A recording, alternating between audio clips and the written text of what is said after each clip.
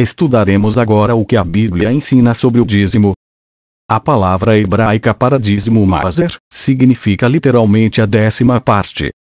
Nas escrituras ocorrem 85 vezes, entre elas está escrito: dízima, 1 vez, Velho Testamento; dizimais, 1 vez, Novo Testamento; dizimar, 1 vez, Velho Testamento; dizimará, 2 vezes, Velho Testamento; dizimas, 7 vezes, Velho Testamento; dízimo, 8 vezes, Velho Testamento; 5, Novo Testamento; 3, dízimos, 33 vezes, Velho Testamento; 27, Novo Testamento; 6.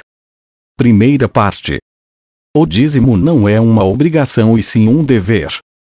Mateus 23:23. Ai de vós, escribas e fariseus, hipócritas, porque dais o dízimo da hortelã, do endro e do cominho e tendes negligenciado os preceitos mais importantes da lei, a justiça, a misericórdia e a fé. Devíeis, porém, fazer estas coisas, sem omitir aquelas.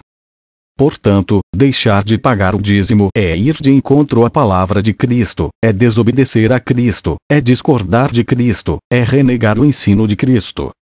Em Hebreus 7:5 relata: ora, os que dentre os filhos de Levi recebem o sacerdócio têm mandamento de recolher, de acordo com a lei, os dízimos do povo, ou seja, dos seus irmãos, embora tenham esses descendido de Abraão. Mandamento no grego, entole, que significa ordem, comando, dever, isto é, ordem divina a ser obedecida pelas pessoas que temem a Deus. Algo a se saber. A Bíblia fala mais no privilégio de dar, e acrescenta que dar é muito maior bem-aventurança do que receber. Mas como os números exercem certa fascinação e convencem até os mais descrentes, damos abaixo o cálculo numérico das palavras da Bíblia relacionadas com a graça de dar. Dar, ou ato de dar. 1.600 vezes. Oferta ou ofertar. 600 vezes. Dízimo ou dizimar.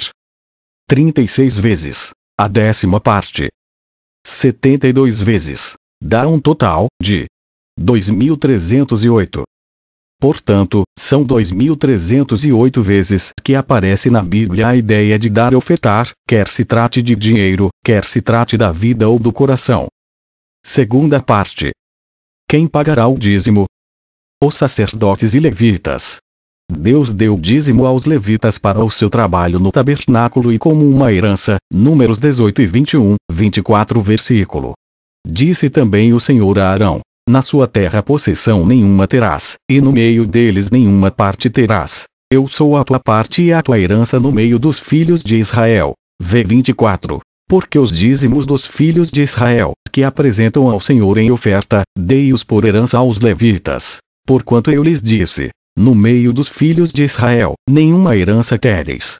Porém, de todo o dízimo que recebessem, eles também deveriam pagar o dízimo. Versículo 26. Também falarás aos levitas e lhes dirás: quando receberdes os dízimos da parte dos filhos de Israel, que vos dei por vossa herança, deles apresentareis uma oferta ao Senhor. O dízimo dos dízimos. Entre os levitas Deus escolheu Arão e sua família para servir como sacerdotes. Êxodo 4 e 14. Números 13 e 10. Então, Arão e sua família, mesmo sendo levitas, também teriam que pagar o dízimo. Hoje quem é Arão e sua família é pastor e sua família, e os levitas, é os obreiros. Israel dá os dízimos aos levitas, que cuidava da tenda, e no tempo de Salomão servia ao templo. Porque os dízimos dos filhos de Israel, que apresentam ao Senhor em oferta, dei-os por herança aos levitas. Números 18 e 24. Confira. Segundo Crônicas 31, 4. Quem representa hoje os israelitas são os crentes, congregado em membros. Terceira parte. Como devemos dar o dízimo?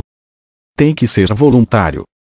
Êxodo 25, 1, 2. Então, falou o Senhor a Moisés, dizendo: fala aos filhos de Israel que me tragam uma oferta alçada. De todo homem cujo coração se mover voluntariamente, dele tomareis a minha oferta alçada. No Novo Testamento é recomendado da mesma forma. Vejamos, 2 Coríntios 8, 1, 5, 11, 12. De acordo com sua renda. Deuteronômio 16 e 17. Cada qual, conforme o dom da sua mão, conforme a bênção que o Senhor, teu Deus, te tiver dado. O Novo Testamento requer que as nossas contribuições sejam proporcionais àquilo que Deus nos tem dado.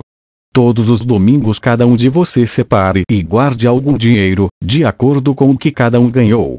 Assim não haverá necessidade de recolher ofertas quando eu chegar. 1 Coríntios 16, 2. 2 Coríntios 8 e 12. Porque, se alguém quer dar, Deus aceita a oferta conforme o que a pessoa tem. Deus não pede o que a pessoa não tem. De qualidade. Malaquias 1, 6. O filho honrará o pai, e o servo, ao seu senhor. E, se eu sou pai, onde está a minha honra? E, se eu sou senhor, onde está o meu temor? Diz o Senhor dos Exércitos a vós, ó sacerdotes, que desprezais o meu nome e dizeis: em que desprezamos nós o teu nome? Não podem administrar. Deuteronômio 12 e 11. Então, haverá um lugar que escolherá o Senhor, vosso Deus, para ali fazer habitar o seu nome. Ali trareis tudo o que vos ordeno, os vossos holocaustos, e os vossos sacrifícios, e os vossos dízimos, e a oferta alçada da vossa mão, e toda a escolha dos vossos votos que votardes ao Senhor. Malaquias 13:10. Trazei todos os dízimos à casa do tesouro, para que haja mantimento na minha casa, e depois fazei prova de mim, diz o Senhor dos Exércitos, se eu não vos abrir as janelas do céu e não derramar sobre vos uma bênção tal, que dela vos advenha. Veja ainda Mateus 7:12. Entregar aos apóstolos. Atos 4 e 34, 35. Não havia, pois, entre eles necessitado algum. Porque todos os que possuíam herdades ou casas, vendendo-as, traziam o preço do que fora vendido e o depositavam aos pés dos apóstolos. 35. E repartia-se a cada um, segundo a necessidade que cada um tinha. Agora cuidado que tipo de apóstolos você está entregando. Isaías 56, 11. Tais cães são gulosos, nunca se fartam. São pastores que nada compreendem, e todos se tornam para o seu caminho, cada um para a sua ganância. Todos sem exceção. Mateus 7, 6. Não deis aos cães o que é santo, nem lanceis ante os porcos as vossas pérolas, para que não as pisem com os pés e, voltando-se, vos dilacerem. Filipenses 3, 2. Acautelai-vos dos cães. Acautelai-vos dos maus obreiros. Acautelai-vos da falsa circuncisão. Para que serve o dízimo? A Bíblia deixa claro que as nossas contribuições devem ser para o reino de Deus, especialmente para a obra da igreja local e a dispersão do evangelho pelo mundo, para os pobres e para aprender a temer ao Senhor. Para o sustento do obreiro. 1 Timóteo 4. 17. Os presbíteros que fazem um bom trabalho na igreja merecem pagamento em dobro, especialmente os que se esforçam na pregação do evangelho e no ensino cristão.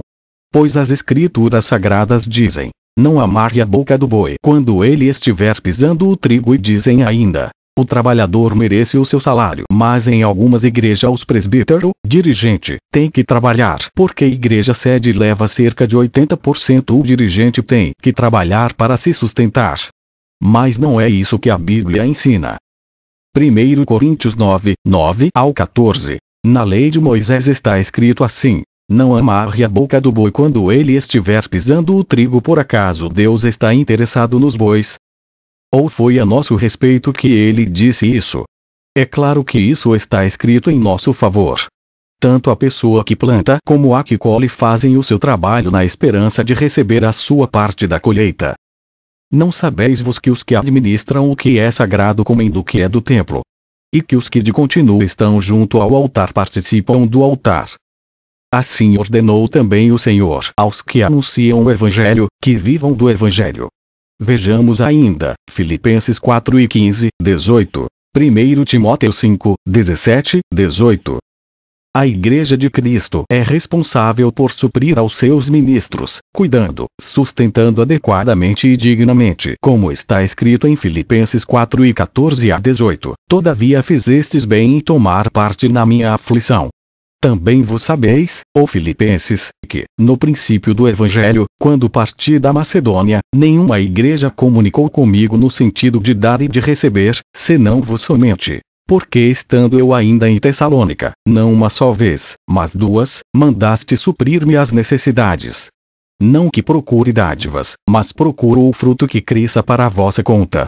Mas tenho tudo, tenho até em abundância. Cheio estou, depois que recebi de Epafrodito o que da vossa parte me foi enviado, como cheiro suave, como sacrifício aceitável e aprazível a Deus. Desta forma, aquela igreja que cuida dignamente do seu obreiro, também será suprida em todas as suas necessidades. Filipenses 4:19 e 20. Meu Deus suprirá todas as vossas necessidades segundo as suas riquezas na glória em Cristo Jesus. Ora, a nosso Deus e Pai seja dada glória pelos séculos dos séculos. Amém. Para ajudar aos necessitados, Provérbios 19:17. Ao Senhor empresta o que se compadece do pobre, e ele lhe pagará o seu benefício. Gálatas 2:10. Recomendando-nos somente que nos lembrássemos dos pobres, o que também procurei fazer com diligência. Para aprender a temer ao Senhor, Deuteronômio 14:22. Certamente darás os dízimos de toda a novidade da tua semente, que cada ano se recolher do campo. Deus abençoa quem dá para a obra. Deus tem prometido recompensar-nos de conformidade com o que lhe temos dado. Vejamos. O próprio Deus estará conosco. Ageu 2:4. Ora, pois, esforça-te, Zorobabel, diz o Senhor, e esforça-te, Josué, filho de Josadaque, sumo sacerdote, e esforçai-vos, todo o povo da terra, diz o Senhor, e trabalhai, porque eu sou convosco, diz o Senhor dos exércitos. O Espírito de Deus estará conosco. Ageu 2:5. Segundo a palavra que concertei convosco, quando saístes do Egito, e o meu Espírito habitava no meio de vós. Não temais. A tua casa será maior do que a anterior. Ageu 2:9. A glória desta última casa será maior do que a da primeira, diz o Senhor dos exércitos, e neste lugar darei a paz, diz o Senhor dos exércitos. Zacarias 2:5. E eu, diz o Senhor, serei para ela um muro de fogo em redor e eu mesmo serei, no meio dela, a sua glória. Deus abençoará seu alimento. Ageu 2:19. Há ainda semente no celeiro. Nem a videira, nem a figueira, nem a romeira, nem a oliveira tem dado seus frutos. Mas desde este dia vos abençoarei. Deus destruirá o devorador, demônios. Malaquias 13:11. E, por causa de vós, repreenderei o devorador, para que não vos consuma o fruto da terra. E a vide no campo não vos será estéril, diz o Senhor dos exércitos. Suas colheitas serão formidáveis, porque eu as protegerei dos bichos e das pragas. As uvas não murcharão antes de amadurecer, diz o Senhor do Universo. Este estudo é um serviço educacional de interesse público.